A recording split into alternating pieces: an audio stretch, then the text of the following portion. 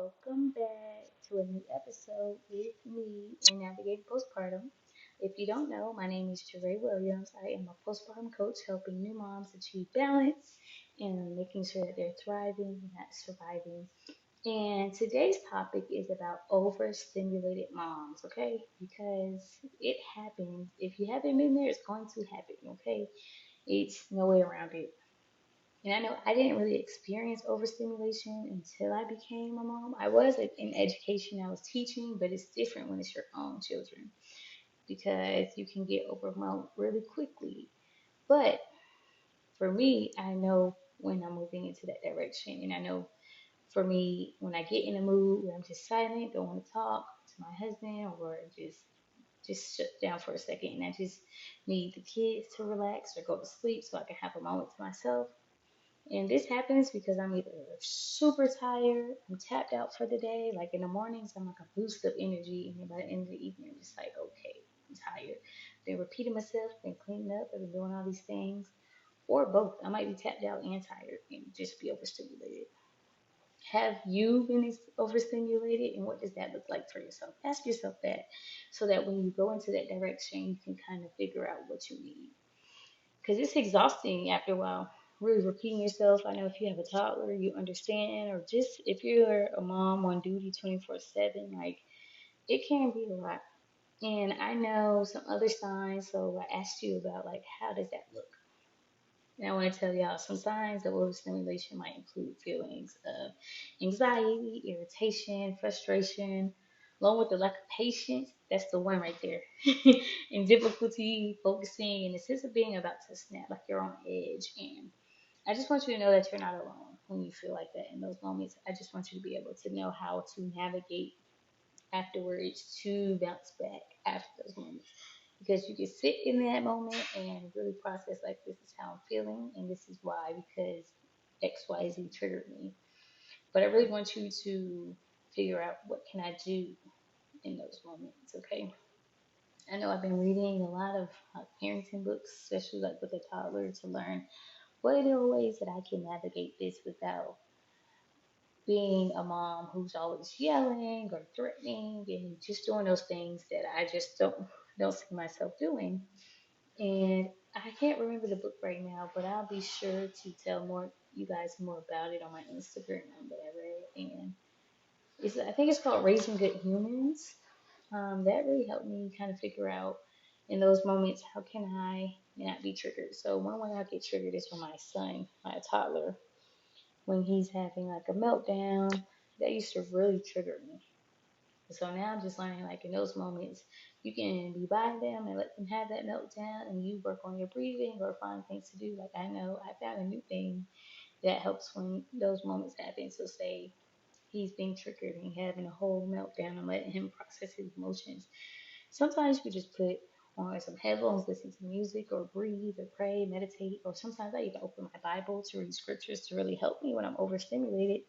And sometimes you just have to sit in it. You just have to sit in it, and it's okay. Because once you sit in it, you can process your feelings so that you can move on faster. And I heard this quote from Dr. Guarnada. I hope I pronounced it correctly. It says, your mood state, health, hunger, and sleep can also impact your sensory limits in a particular moment. So being aware of the health of your own internal battery is important. So you have to make sure that you're recharging yourself every day. And that's why you have to wake up and making sure that you're pouring into yourself first, not last, first. So when your feet hit the floor or before it hits the floor, what are you doing for yourself? I can give you an example of what I do, and it's something I'm really working towards doing consistently, especially in this new season. I do my devotion. I have this new thing that I love to do. It's walking. Even if I just walk 10 minutes and I do a quick workout, like I'm into HIIT right now, starting that back up again, and Pilates, and just really make sure that I'm reading a book that's going to fill me up or entertain me or make me happy. Those are the things I'm doing in the morning so that when my kids are up, I can feel energized and don't feel like I need so much time to myself because that's like recharging my battery as well as sleep. Sleep is important. I know it's hard. I know for me, I'm still in the newborn phase with a toddler, so I'm on 20, feels like I'm on 24/7, like always going, going, going. And so when I do get those pockets either of rest or sleep, it just fills me up. And y'all, my best friend right now, because I'm not able to drink coffee because I'm breastfeeding, and it really makes my baby cranky. So I've been doing electrolytes, and a workout. Gets me going, gets me pumped, and it makes me so happy. And this is why I want y'all to know why breaks are important as well. Because if not, you're gonna burn out. Like that battery has to consistently charge. Just like your phone is being charged every night, you need to charge up for you every day. So that you're not in a bad mood. You want to walk around with positive energy, smiling and happy. Yes, every day won't be sunflowers and rainbows, but I know for me, even today, we had a rough start to the day. And I just had to figure out ways to fill myself up in those moments because I wasn't able to walk right away. I wasn't able to read right away or do my devotion. I just woke up on because I'm trying to get back in the groove of waking up earlier, but right now it's kind of tough because I'm up during the night. So what I'm going to do, it was just affecting me. But what I did was I put my headphones on with my music and cleaned up a little bit, kind of pumped me up. Then when the boys went down for a nap, I did those things so that when they wake up, the second half of the day can be so much better. I wasn't overstimulated though this morning, which was really good. But I learned that's why I have to do my daily anchors to keep me grounded for me not to be overstimulated all the time. So here are ways that you can overcome it. Like I want y'all to really tap into these things, try them out, and make sure that you're doing them consistently and let me know how that goes for you.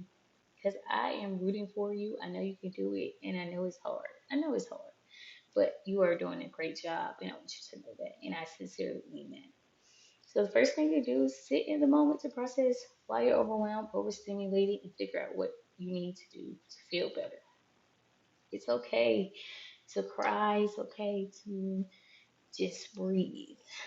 And sometimes when you get angry, one thing I started trying to do is like either walking around in place or like wiggling it out. It changes your energy kind of. So those are some tips that you could try and do. See if that helps. Or you can journal. You can pray in those moments when you sit in that moment so that you can move forward. The second one is to take care of yourself. Making sure that you're exercising, even if it's 5 minutes. Making sure that you're breathing and meditating to clear your mind and just figure out where you are and journal. Take a shower. I don't know what it is. It's something about taking a shower. It makes you feel clean and it makes you happier. Doing a 15-minute clean up. I know that's one of my things. That's how I take care of my mental health. Is making sure that I have a clean home. I don't know if that's the same thing for you, but find what works for you to take care of you. Any self care related that will fill you up. So yes, you get your hair done, your nails done. Those are self care, but those are external. But I'm talking about the internal self care that you can work on. And the third thing I want you to remember, and that I keep telling myself because having two under two is tough. It has beautiful moments, but it's tough.